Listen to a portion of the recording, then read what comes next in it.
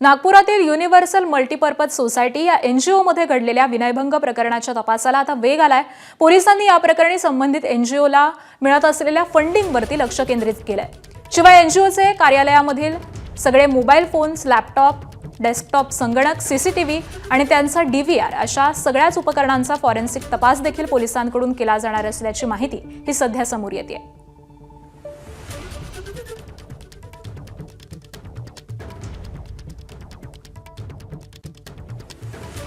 रियाज काझीच्या एनजीओमध्ये त्या ठिकाणी काम करणाऱ्या महिला आणि तरुणींवर इस्लाममधील जे काही रूढी परंपरा आहेत, धार्मिक नियम आहेत, त्याचा पालन करावं या संदर्भात जो दबाव आणला जात आहे, या संदर्भातली जी तक्रार तरुणींनी मानकापूर पोलीस स्टेशनमध्ये केली होती, त्या प्रकरणी आता पोलिसांनी आपल्या तपासाचा वेग वाढवलेला आहे।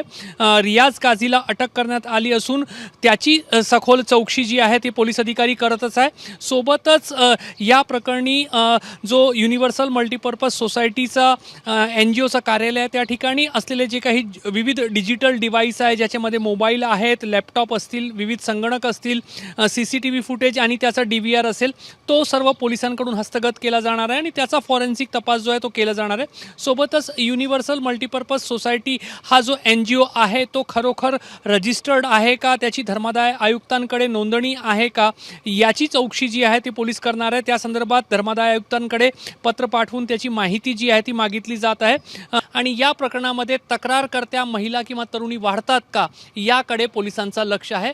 सध्या पोलिसांनी आपल्या तपासाची चक्र जी आहेत ती गतिमान केलेली आहे आणि वेगवेगळ्या अँगल्सने या संपूर्ण घटनेचा तपास केला जात आहे। कॅमेरामॅन मिथुन आदमानेसह रजत वसिष्ठ, एबीपी माझा, नागपूर। एबीपी माझा, उघडा डोळे बघा नीट।